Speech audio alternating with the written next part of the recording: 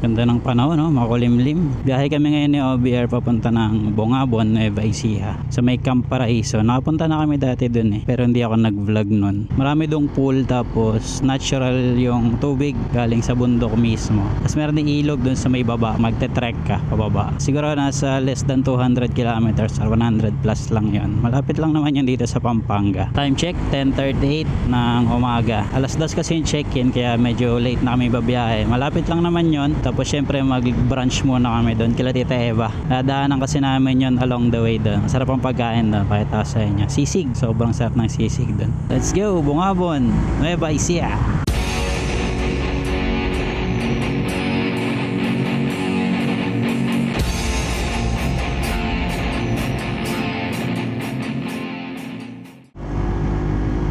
Yung last upload ko pala na Laguna ride. After nun, pag uwi ko ng Pampanga, nagpanggasin na naman kami ni OBR. Pero hindi ko na binlog yun kasi na-vlog ko na yun dati. Naglibot-libot kami doon. Punta kami sa mga falls. Falls 1, Falls 2, Falls 3 sa may Bulinaw. Tapos pinuntahan din namin ulit yung Enchanted Cave doon. Ayun yung lakad namin na nakaraan. Tapos panay din ang pool namin ni OBR. Siyempre, dito lang malalapit. Hindi ko na rin binablog pagka gano'n. Ngayon, itong pupuntahan namin sa Bongabon. Hindi ko na vlog dati kaya naisip ko na mag-vlog ngayon. Check din natin yung mga daan kung kamusta na, kung ganun pa rin ba. Medyo matagal-tagal na rin kasi nung last time na pumunta kami doon. 2 years ago pa yata. Pero sa ADV na yung dala namin noon eh. Nung nagpunta kami doon, parang all stock pa sa ADV. Nung last time pala na nagbagyo kami, dito rin kami dumaan. Sa Panigi ang labas namin noon eh. Ito kasi yung daan na to pa Concepcion, tapos Lapas. Doon yung daan pa Bongabon naman. Yun din, pagka pupunta ka ng Baler, dito rin yung daan. Pantabangan, dito rin yung daan. Nakalusot na kami dun sa traffic sa may palengke na Concepcion. Diretso na to palabas. Sakto 11:30 na. Nagigutom na rin. Hindi na kasi kami nagbe-breakfast ni OBR. Halo pagka ganito na mga may lakad. Along the way na lang kami kumakain. Brunch. Sisingitan yan pagka ganyang liliko. May hipit ka dyan pag biglang lumiko yan. Yan o. Nagawa mo par. Daredevil par. Dito rin actually yung daan namin pa diretsong ganun. Yung kabila kasing yun, puntang Silex. Doon naman pagka pupunta kayo ng Baguio, may daan doon na. Yun nga, yung dinaanan namin na nakaraan. Ang labas niya isa Paniki. Ito, pagpapunta kayo ng Dingalan, Paler. Yan dito. Tapos dito yung kala Tita Eva. Amelia's Grill and Restaurant. Ay! Sarado. Sarado kala Tita Eva. Hanap na lang kami na ibang kainan dito. Hanap na lang kami kain sa Jollibee.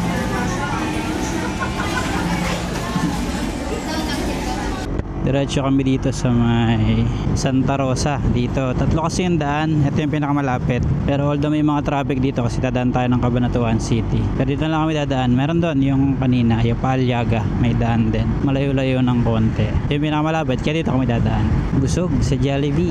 Yun din ang dinner namin kagabi. Nag-take out ako eh. Sarap naman yun. Favorite namin ni OBR. Kanina din sa may Santa Rosa. Hindi kami lumiko ni OBR. Dapat kakaliwa kami. Yan daan. Di na rin namin diretso. May nakalagay kasi Padinggalan. Iniwasan lang namin yung traffic doon sa may city, sa Cabanatuan. Natanong ko si OBR kanina kung didiretso ba kami ng Dingalan na lang.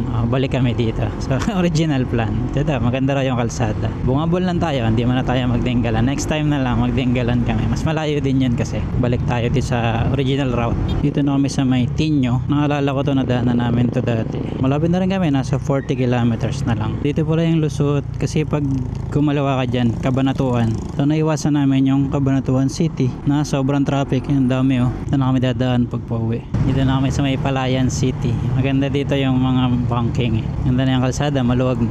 Parang pabundok na siya. Ito na yung magandang tulay dito sa may Palayan. Ganda ng ilog, malinis. Mga naliligo oh. Ito na yung arko ng Bongabon. Yan, I love Bongabon. Bongabon, Nueva Ecija. Diretso na kami nito, pataas na to ng bundok. Ganda na ng view dito oh. Kita na yung mga bundok. Tapos ang haba ng kalsada rito na diretso lang. I love Bongabon. Ito 10 kilometers to na Bankingan. Ay, may adaan tayong ilog na maganda dito eh. Na usually ata yun yung pinupuntahan. Pero pupuntahan namin ngayon sa may taas pa. Yan dito medyo lumalamig-lamig na. Oh, ganda oh. Ito yata yung madalas sinupuntahan ng mga rider. Monday ngayon pero madaming tao.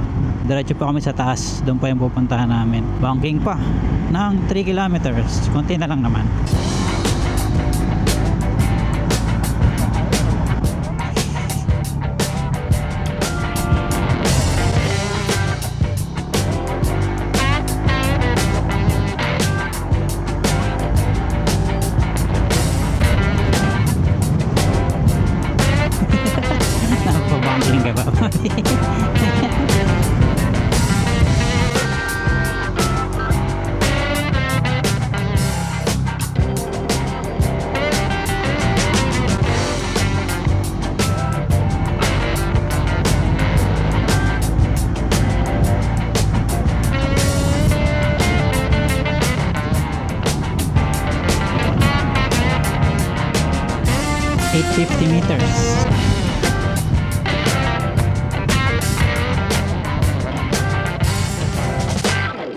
Dito na kami, La Vie.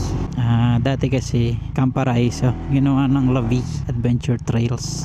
Ito na yung room namin, cabin 2. Ito yung mga pool pala, pakita ko muna.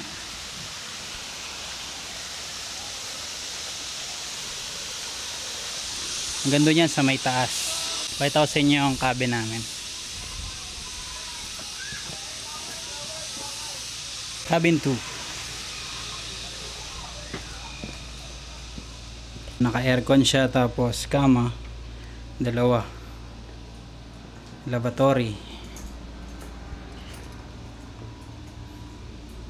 CR, may shower na may heater, tapos mayroon sa taas, may kama din. Yan. Tapos pwedeng tumambay dito sa parang hammock na ganyan. Yan. Ganda rin ang view. Kita mo yung pool. 5K pala tong room namin. Tahinga lang kami ng konti, tapos swimming na kami. Bukas na kami pupunta dun sa may ilog sa may baba. Mag-trek kami din. Swimming na kami ni ABR. Doon kami mag-umpisa sa may taas para maliguan namin lahat ng pool. Ito yung pool. Ito yung pinakaibabaw. Tapos meron pa dun sa baba, yung kanina pinakita ko. Dito galing yung tubig. Free flowing siya. Galing sa bundok. Ayan. Walang chlorine.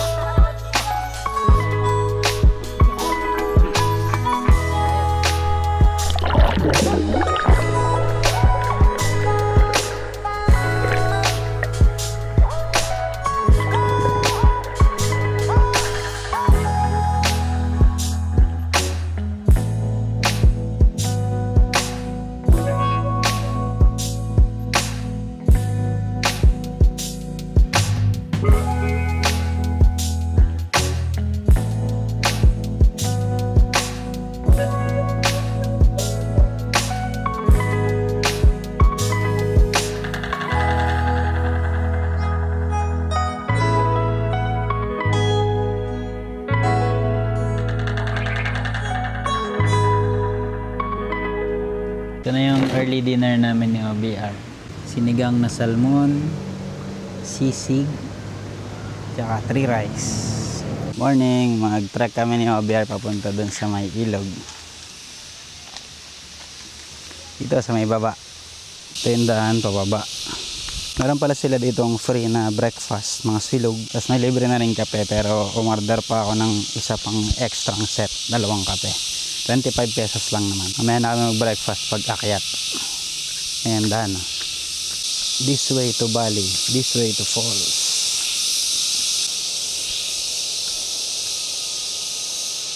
Dinig na yung ilog. Yung agos ng tubig, no? Dinig niyo ba? Ayan, sa baba na yan. Layo pa tayo. Sarap mga ganito eh. Pang mga nature trip. Tsaka yung mga natural spring water. Sarap yan sa katawan. Sementado naman yung mga daan dito. Pero bandang doon yata. Parang mayroong maputik na part. Pero tingnan natin ngayon. Kasi napunta kami dito ng tagulan. Kaya malamig na ngayon. Hindi masyadong malamig. Sakto lang. Ayan na. Kita na. Ayan na. Dami silang mga design dito. Dito alam ko nag-picture kami dati dito ng ABR. Ayan na. Dito. Pwede tayo bumaba doon. Pwede rin doon sa kabila. Ito. Bird's nest.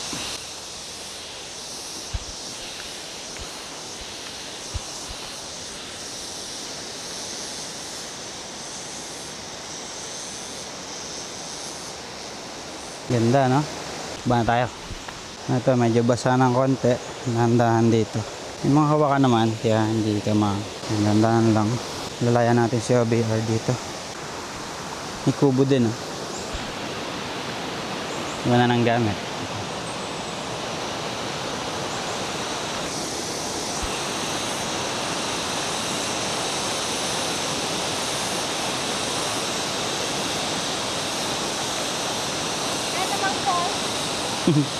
Baka doon yung falls sa dulo.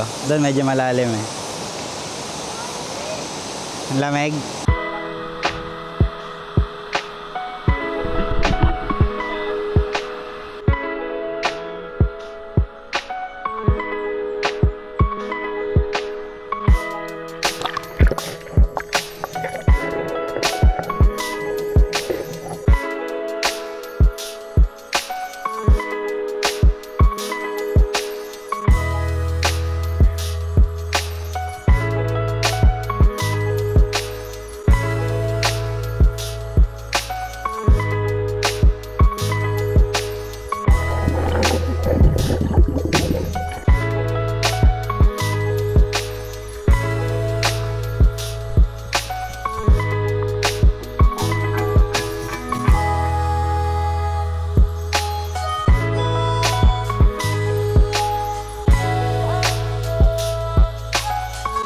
Breakfast namin ni OBR. Isip ko magdo-drone ako eh, gawa ng isang paambon-ambon. Baka mabasa yung drone. Bundok kasi ito kaya madalas na umaambon, umuulan.